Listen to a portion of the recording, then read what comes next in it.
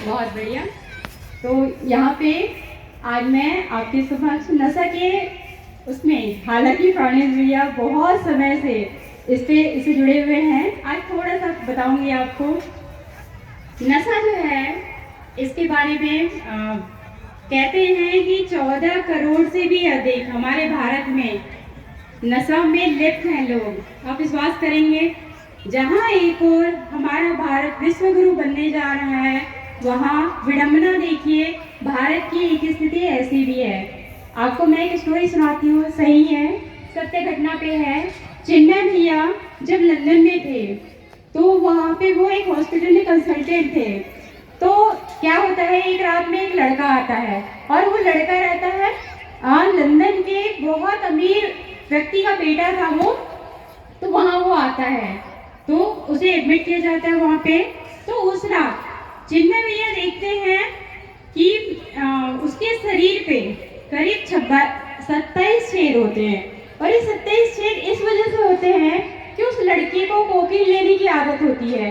Cocaine लेने से क्या हुआ था, उसे ऐसा हेलुसिनेशन होता था जिसे लिलीपुटियन हेलुसिनेशन कहते हैं। इसमें ये होता है, आप लोगों ने सुना होगा गुलिवर एवं लिटिल पीपल, ऐसा है ना, गुलिवर इन लिलीपुट, ऐसा काल्पनिक आइलैंड है जहाँ पे कि छोटे छोटे लोग होते हैं। तो उसको ऐसा लगता था कि उसके पूरे शरीर पे छोटे छोटे लोग चल रहे हैं। तो वो क्या करता था, इंसुलिन के सिरिंज लेके उसको कुरेदता था और ऐसे करके लगभग उसने 27 गड्ढे अपने शरीर पे कर लिए थे।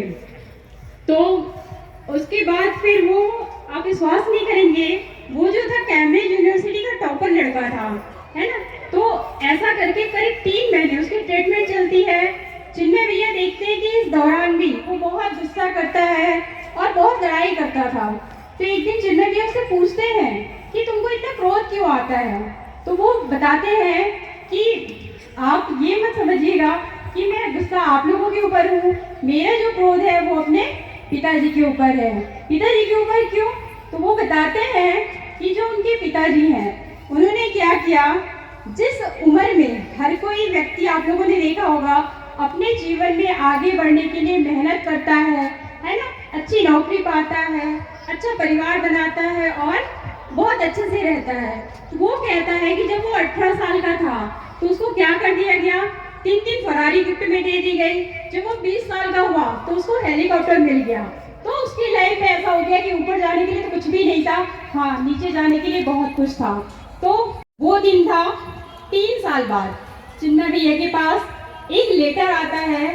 उस लेटर में उसी लड़के का लेटर रहता है, वो बताता है कि आपने उस रात जो बात मुझसे कही थी वो बात मेरे दिल को लग गई। और फिर उसके बाद मैंने क्या किया, पूरे वर्ल्ड टूर पे निकला, है ना। तो वर्ल्ड टूर पे निकला, इसी दौरान वो जो लड़का था, बस्तर जिला आप सबको पता है ना, हमारे छत्तीसगढ़ में ही है। वो वहाँ के एक गाँव पे आते हैं। तो वहाँ गाँव में क्या है, वो देखते हैं कि किसान है और किसान कैसा है, बहुत खुश है। लेकिन वो लड़का देखता है कि तो बहुत गरीब है, उसके 4 बच्चे हैं, पहनने को कपड़े भी नहीं है, बट ये खुश कैसे है। हालांकि वो लंदन से थे तो जाहिर सी बात है हमारे की लैंग्वेज नहीं जानते थे। तो उनके पास क्या था, एक इंटरप्रेटर था, द्विभाषी था, जो उनकी बात को उन तक पहुँचाता था। तो फिर वो उससे पूछते हैं, इस आदमी से पूछो, इसके पास कुछ भी नहीं है फिर भी ये इतना खुश क्यों है ना। वो पूछते हैं तो किसान बोलता है कि कौन कहता है कि मेरे पास कुछ भी नहीं है ना, मेरे पास क्या है, मेरा परिवार है। बस उस लड़के ने इतना सुना, दूसरे ही क्षण उसने फ्लाइट ली और सीधा कहाँ पहुंच गया, लंदन, जहां वो अपने पिता से मिला। आप विश्वास नहीं करोगे, दोनों घंटों फूट फूट कर रोए एक दूसरे के साथ, है ना। कैसे दुर्भाग्य, देखिए हमारे गांव का एक लड़का लंदन के अमीर व्यक्ति के बेटे को बताते हैं कि जीवन का मूल्य क्या है, परिवार का मूल्य क्या है ना। और हमारे यहाँ की स्थिति कैसी है। अभी आपको मैं बताती हूँ, पिछले महीने की बात है, देव संस्कृति विश्वविद्यालय में आओ बनाए व्यसन मुक्त भारत, है ना, वहाँ पे कार्यक्रम हुआ था कि नशा मुक्ति पे था। तो वहाँ पे कौशल किशोर जी आए हुए थे, जो कि केंद्रीय राज्य मंत्री हैं। उन्होंने अपने जीवन के बारे में खुलकर बताया और वहाँ उन्होंने अपने बेटे के बारे में बताया। उन्होंने बताया कि उनका बेटा जो था वो अल्कोहल एडिक्ट एडिक्ट हो गया था और ये बात इनको बिल्कुल भी पता नहीं थी। बताइए वो सांसद है ना, फिर भी उनको नहीं पता था। करीब 4 साल बाद उनको पता चलता है कि वो ऐसा व्यसन में पड़े हुए हैं। तो क्या करते हैं, उनको नशा मुक्ति केंद्र लेकर जाएंगे, जाहिर सी बात है लेकर जाते हैं। करीब 6 महीने वहाँ उनको रखा जाता है, घर वालों से किसी को भी नहीं मिलने दिया जाता। 6 महीने में वो स्वस्थ होते हैं, आते हैं, उनकी शादी की जाती है और उनका एक बेटा भी होता है। फिर क्या होता है कि वो जो लड़का है उसका नाम आकाश किशोर है, हाँ मतलब, तो आकाश किशोर जो है वो फिर से क्या होता है, दोस्तों की संगति में वापस से फिर से अल्कोहल लेने लगता है। और अब की बात उसकी तबीयत इतनी बुरी तरह बिगड़ती है, जब उसको एडमिट किया जाता है तो पता चलता है कि उसका लीवर पूरी तरह से डैमेज हो गया है। और जो इतने बड़े सांसद जिनके पास केंद्रीय मिनिस्टर है ना, कितने पैसे होने के बाद भी उनका पैसा धरा का धरा रह जाता है और आकाश जो है वही दम तोड़ देता है। लेकिन कौशल किशोर जी जब अपने बेटे को चिता को अग्नि दे रहे थे, तब उन्होंने संकल्प लिया कि मेरी बहू भले ही विधवा हो गई है ना, मेरे बेटे का बेटा जिसके पिता का साया जो है वो निश्चय ही हट गया हो, लेकिन अब मैं किसी और बहू बेटी के साथ ऐसा नहीं होने दूंगा। वो कहते हैं कि आप अपने बेटियों को ऐसी जगह पे बिल्कुल विवाह मत कीजिए जहाँ पे लड़का किसी भी बुरी व्यसन में ग्रसित हो, है ना। उनको उनके बेटे को क्या है, 2020 की बात है, उन्होंने संकल्प लिया और उस संकल्प को लिया ही नहीं, उसको क्रियान्वित भी किया। उन्होंने लाखों लोगों से संकल्प कराया और आप विश्वास नहीं करोगे, करीब हजारों लोगों ने अपने नशा के उसको छोड़ दिया है ना।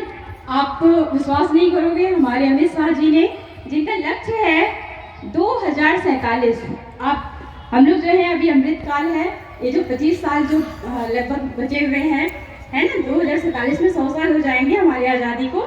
तो ये जो अमृत काल है उसमें उन्होंने 2047 तक का लक्ष्य रखा है कि हमारा भारत जो है वो नशा मुक्त भारत बन जाएगा।